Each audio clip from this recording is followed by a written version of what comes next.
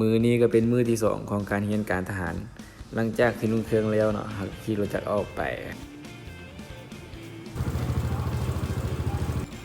และนี่ก็คือภาพบรรยากาศระหว่างทางเนาะซึ่งถ่ายหลายบ่ได้นะเดี๋ยว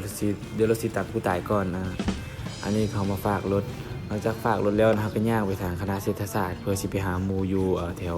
ขอซอเนาะและนี่ก็คือโรงอาหารมอซอมีค่อยคิดว่าค่อยมาเช้าแล้วเลยนี่8:20 นาทีแต่ก็ว่ายังบ่ทันหมู่เซยส่วนหมู่แต่ละคนแม่นอยู่กองห้อยที่2เนาะส่วนค่อยกับกาวีแม่นได้อยู่กองห้อยที่3รวมกับภาคภาษาญี่ปุ่นส่วนสื่อสารของส่วนแม่นอยู่ทางพูนส่วนอันนี้ชื่อสีพรเนาะเป็นคนแขวงสารวันที่มีสำเนียงเว้าเป็นเอกลักษณ์ส่วนตัวที่อะไร อันนี้ชื่อไฟลินเนาะเป็นเจ้าถิ่นนครหลวงเลยมันคนเสียเส้นแล้วก็2คนนี้ชื่ออาเซียนกับแบ็กเนาะแบ็กเป็นนักพากย์เสียงทุ่งกาวสตูดิโอเนาะสำหรับใครอยากฟังเสียงที่เท่ของเราก็ไปฟังที่เพจทุ่งกาวสตูดิโอส่วนเสื้อสีเหลืองๆนี่มีชื่อว่าเป๊ปซี่เนาะลายต่อไปก็ชื่อว่าต้อมชนะกันเนาะชนะกันเป็นเฮียยังกระโมดที่มันติงเนาะมันก็เลยว่ามันตั้งชื่อมันเป็นต้อมเลยชนะกันเป็น FC ส่วนตัวน้อยๆนี่ก็เด็กเฮียอะไรก็ไม่รู้มันแบ่งเพื่อนเลยมันชื่อธัญพืชมันชื่อธัญพรส่วน2คนนี่ชื่อฝนกับชื่อวิเสื้อสีดำชื่อวิอันนี้หัวหน้าห้องแม่งแบบอารมณ์เสียตลอดเวลาเลยส่วนเสื้อสีฟ้านี่ชื่อว่าแอปเปิ้ลคาราทอดเมนอีกงานเลยคือสาลีแบ็คพิงค์นี่แหละอันนี้ชื่อนิวซีแลนด์หลังจากที่เขาเจ้าแบ่งทีมแล้วเนาะกับให้แต่ละกองห้อยเนี่ยเบิ่งเขาเจ้าซ้อมให้เบิ่งแล้วสิให้แต่ละกองห้อยไปแยกแล้วก็ซ้อมเองมีหัวหน้าทีมพานำพาและนี่ก็คือกองห้อยที่3ภาคอยู่กับภาคภาษาญี่ปุ่นและเบิ่งสภาพแต่ละคนที่เฮ็ดพร้อมกันว่ามันสิเกิดอย่างขึ้น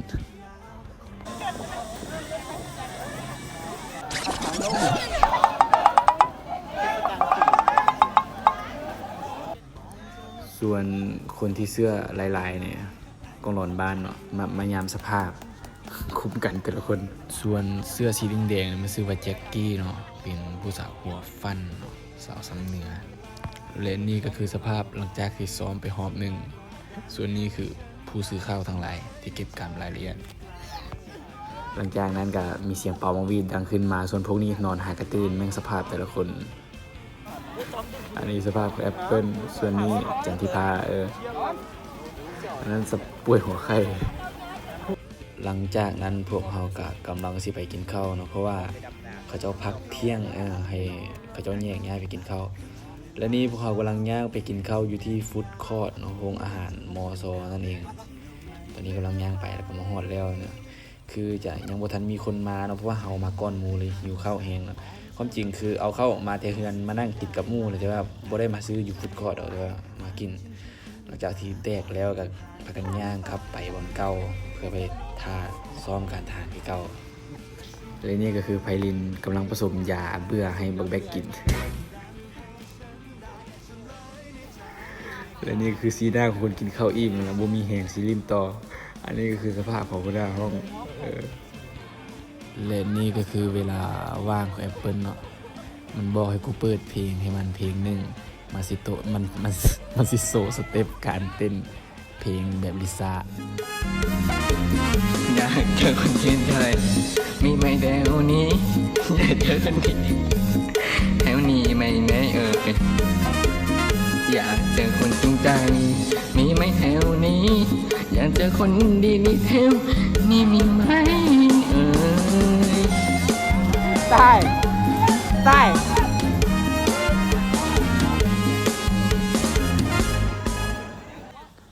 และนี่ก็คือหัวหน้าทีมของค่อยที่อยู่ภาคภาษาญี่ปุ่นและนี่ก็คือกิจกรรมเวลาว่างของเด็กภาคภาษาญี่ปุ่น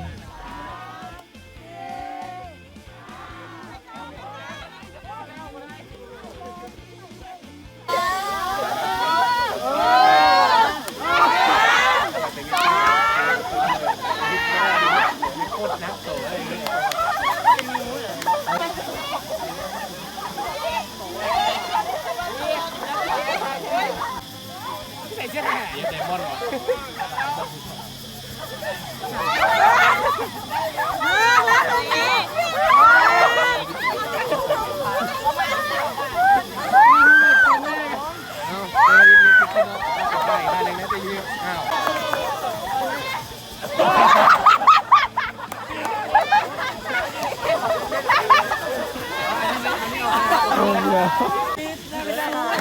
ตัวแทนจากสื่อสาร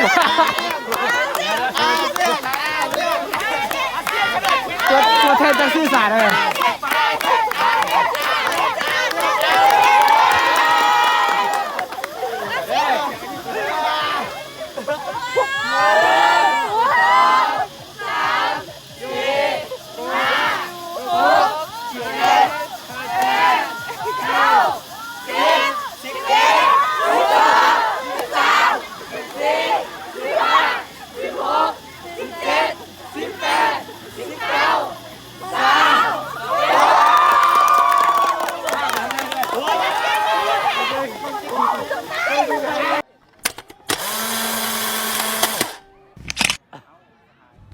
ส่วนอันนี้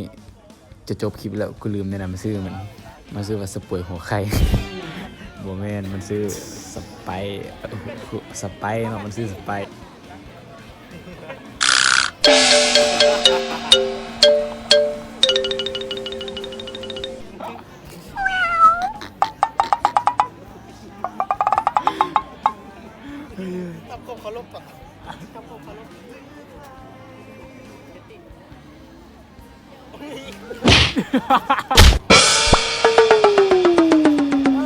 ใต้